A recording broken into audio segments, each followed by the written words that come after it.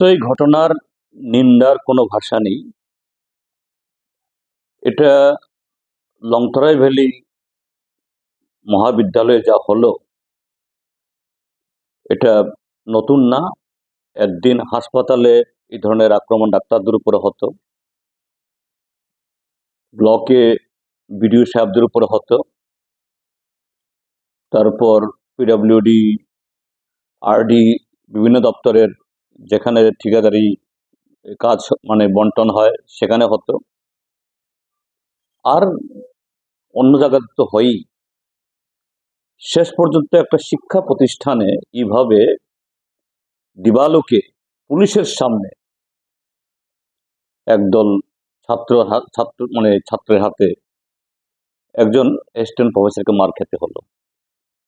ত্রিপুরাজ্যের আইন শৃঙ্খলার যার কোনো যে অবশেষ নেই, এটা একদম সম্পূর্ণ শেষ হয়ে গেছে, তার সবচেয়ে নগ্ন নিদর্শন এটি।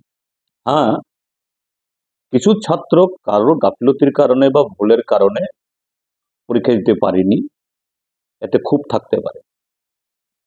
তো সেই ক্ষোভ সম্পর্কে তার ক্ষোভ ব্যক্ত করার এবং একটা ব্যবস্থা করে, যেহেতু এটা কলেজেরই পরীক্ষা, এদের কি পরীক্ষা দেওয়ানোর ব্যবস্থা করানো দরকার।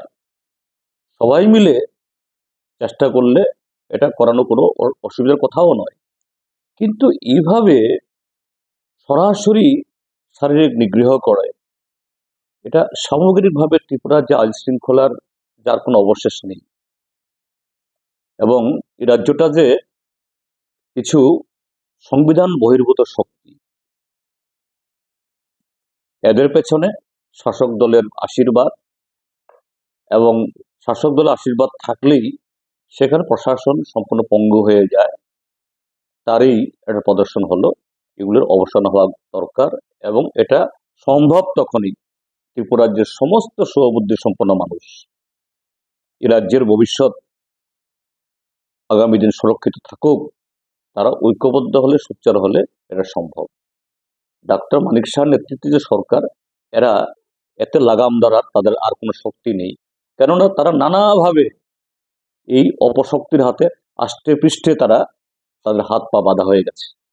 এর বিরুদ্ধে সমস্বরে সমস্ত গণতান্ত্রিক শক্তি, সুবুদ্ধি সম্পন্ন শক্তি আমাদের ঐক্যবদ্ধ হতে হবে।